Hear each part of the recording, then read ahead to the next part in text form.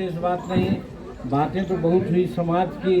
हम कहना चाह रहे हैं, रविंद्रनाथ टैगोर जी को कोई सर्टिफिकेट नहीं था, और कबीरदास जी ने भी कहा था, मसी कागज छुओ नहीं, कलम कहो नहीं हाथ। और उतना बड़ा विद्वान और कवि हुए जो आज हम सब लोग समझते हैं। कहने का मेरा मतलब है कि जब समाज जागता है, सामाजिकता उसमें आती है और आपस में गोलबंद होते हैं, तो निश्चित रूप में बातें आगे बढ़ती है। आज वो हमारा समाज नहीं है, और ये बात सही है। राम रतन जी, प्रोफेसर जी ने एक बात कही, हम उनकी बात को हम मानते हैं, उनकी बात को कहते हैं, और हम सदा कहते हैं। यहाँ पर जितने भी लोग हैं, हम कहना चाहते हैं, जय भीम की बात होती है, बाबा भीमराव अंबेडकर का जयंती और उनका पुण्यतिथि हम लोग मनाते हैं, लेकिन उनकी बात को न भारत सरकार मान रही है, या कोई सरकारें मान रही है, और न हम समाज के लोग मान रहे हैं। 1 मिनट समय लगेगा इसको समझाने में। हम इसलिए समझाना चाहते हैं कि बाबा भीमराव अंबेडकर इतना बड़ा विद्वान थे, समकालीन उतना बड़ा विद्वान कोई नहीं था, और वो विद्वान होकर के उन्होंने 1956 में क्या कहा? उन्होंने 56 में कहा कि जिस धर्म में मैं हूँ वहाँ जन्म लेना मेरे बस की बात नहीं थी।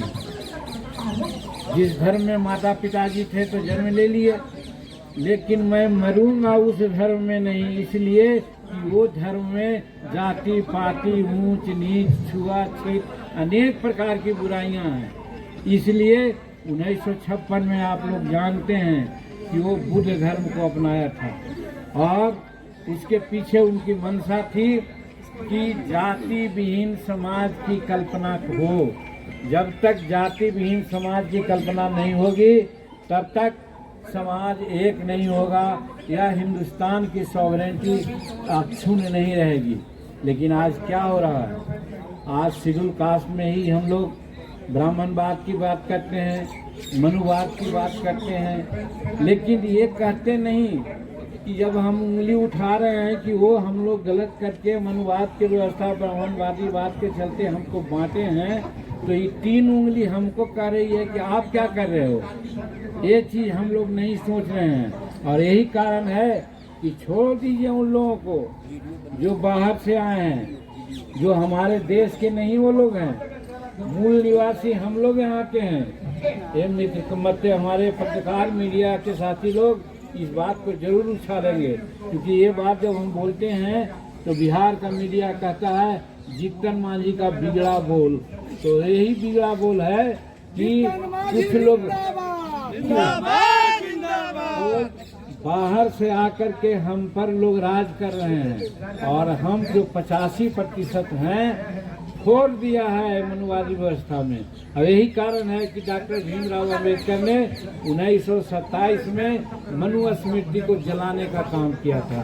तो अरे भाई, शेड्यूल कास्ट के लोग, ये दलित के लोग, ये पिछड़े वर्ग के लोग, इतना तो सीखो कि अंबेडकर साहब ने मनु स्मृति को क्यों जलाया, और जलाया तो फिर उसकी बात को क्यों नहीं मानते हो। कम से कम छोड़ो दूसरे को। तुम जो मूल निवासी यहाँ का हो, जात पात का बंधन तोड़ो, और तोड़ करके अंतर्जातीय विवाह शुरू करो, और भारतीय बनो, मूल निवासी बनो यहाँ का। तब भारत का जो संविधान है और हमारा सॉवरेनिटी है वो अक्षुण्ण रहेगी, और नहीं तो नहीं रह पाएगी। तो ये हमारा काम है जो हम नहीं कर रहे हैं, और सरकार का काम है, सरकार नहीं कर रही है, जिसके चलते आज 75 साल हो गए आज़ादी के, 73 साल हो गए संविधान लागू होने के। बाबा ने क्या कहा था 1932 में? मीडिया वाले लोग इस चीज़ को पता नहीं कैसे लिखेंगे, ये लोग कोई गलती नहीं है, इनका ऊपर जो बैठे हुए रहते हैं वो ऊपर नीचे डंडा चलाते हैं। 1932 में यानी 32 में क्या उन्होंने कहा था? पूना पैक्स आया था। पूना पैक्स में आया था कि जैसे उस समय मुस्लिम लीग था और शेड्यूल कास्ट था, इन लोगों के लिए सेपरेट इलेक्ट्रोल हो बनाने की बात आई थी। लोग कह दिए इनकी तो गजब हो जाएगा, हमारा राज नहीं चल पाएगा, सेपरेट इलेक्ट्रोल होगा तो शेड्यूल कास्ट, अति पिछड़ा वगैरह लोग अपने प्रतिनिधि खुद चुनेंगे तो फिर हमारा राज कैसे चलेगा।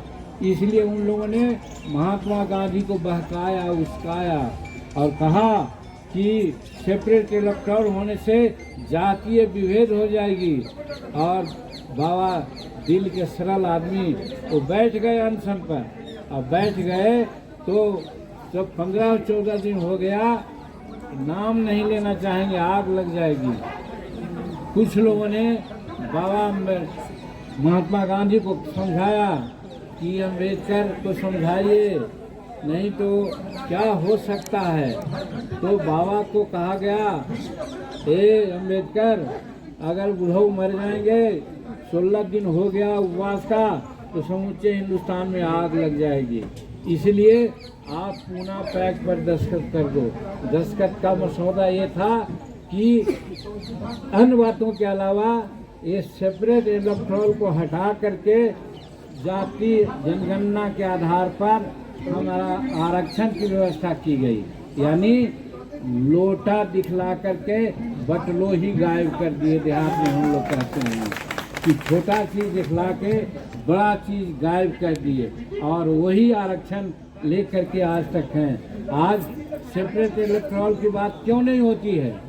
आज अगर सेपरेट इलेक्टोरल की बात हो, 131 MP हैं यहाँ, 1000 से ज़्यादा MLA हैं, और सब रिजर्वेशन के आधार पर आते हैं।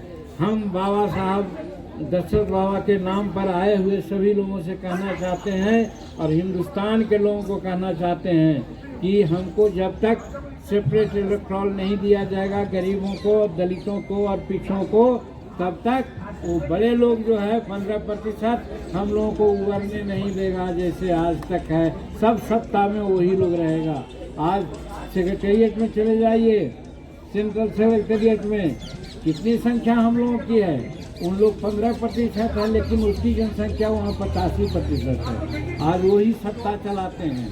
तो इसलिए सेपरेट इलेक्टोरल भी होना चाहिए, ये बाबा अम्बेडकर ने कहा था। तो इसको कौन करेगा? सरकार करेगी। तो सरकार नहीं कर रही है। तो एक तरफ हम नहीं बात उनकी मान रहे हैं, और दूसरी तरफ सरकार भी बात नहीं मानते, और हम उनकी जन्मतिथि पुण्यतिथि मनाते हैं। तो हम कहना चाहते हैं कि दशरथ बाबा जो काम कर रहे थे, वो बाबा अम्बेडकर साहब के बहुत से कामों का अनुसरण कर करके आगे समाज को बढ़ाना चाहते थे। उस ओर हमारा ध्यान देना चाहिए। और श्रम का भी जहाँ तक सवाल है, हिंदुस्तान नहीं, संसार में ऐसा नहीं नज़ीर मिलेगा कि 22 वर्ष 4 महीना लगातार अपने तय कोई काम करता हो, श्रम लगाता हो और बड़ा काम कर देता है, पहाड़ को चीर देता है। ऐसा कोई नहीं है। अगर ऐसा करता तो निश्चित रूप में वैसे लोगों को नोबेल प्राइज मिलता। लेकिन ये चूँकि शेड्यूल कास्ट के लोग रहे, गरीब लोगों के रहे, इसलिए नहीं इनको भारत रत्न हम लोग मांगते हैं, तो भारत की सरकार नहीं दे पा रही है। तो इसलिए हम भारत सरकार से कहना चाहते हैं कि बात यहीं नहीं रुकेगी। हमारे लोग गौतम जी ऐसे अनेकों तैयार हो गए हैं। समूचे बिहार नहीं, समूचे भारत में लोग गोलबंद होंगे, और दलित एकता, पिछड़ा एकता अगर एक हुआ तो दिल्ली की सल्तनत आपकी नहीं रहेगी। ये ठीक हमारे लोगों ने कहा था। इसलिए हम कहना चाहते हैं कि आप सावधान हो जाइए। हम छोटी चीज़ मांग रहे हैं, वो चीज़ दे दीजिए, नाम आप कमाइए। और अगर ये देते हैं तो आपकी महानता, और नहीं तो जब ये संकल्प लिया है हमारा सत्येंद्र गौतम, तो सत्येंद्र गौतम का ये संकल्प नहीं है। जब हम यहाँ जंतर मंतर रोड में बात कर रहे हैं, तो ये समूचे हिंदुस्तान के लोग और मीडिया भाइयों का अगर सहूलियत हुई और हम लोगों को सब मदद करने की बात की, तो पब्लिक डोमेन में इन सारी बातों की चर्चा करेंगे लोग, तो निश्चित रूप में हमको भारत रत्न का उपाधि उनको मिलेगा दशरथ बाबा के लिए। और नहीं तो फिर ये भी मांग हमारी एक नई हो गई है कि उनकी मांग भारत सरकार रिकमेंड करे कि नोबेल प्राइज के लिए भी उनका नाम जाए। ये भी आज दशरथ मांझी अमर रहे, दशरथ मांझी अमर रहे। आज यही प्रकरण रहा और लोग आए हैं, इतना देर से बैठे हैं, सारी बात को सुने हैं। हम भी जो बात मन में संजोग करके रखे हुए हैं, हम लोगों को भी यही बात है। ठीक ही कहा कुछ लोगों ने, और हमारा संतोष ने भी कहा, अगर बिहार का मुख्यमंत्री या हिंदुस्तान का मुख्यमंत्री कोई दलित चेहरा होगा तो दलितों का, पिछड़ों का, अकलियतों का इस तरह का जो आज बना हुआ है दशा नहीं रहेगा, सुधर जाएगा। इसलिए दलित, अकलियत और पिछड़ा वर्ग को एक होना पड़ेगा, तब ही सुधार आएगा। आज के दिन में बाबा को जब भारत रत्न देने की बात के लिए हम लोग आए हुए हैं, तो आज ये हम आह्वान करते हैं और हम इन्हीं चंद शब्दों के साथ आए हुए सब लोगों का स्वागत करते हैं, खास करके पद यात्रियों का स्वागत करते हैं और मीडिया भाइयों को भी बहुत बहुत धन्यवाद देते हैं। बहुत बहुत धन्यवाद, बहुत बहुत शुक्रिया।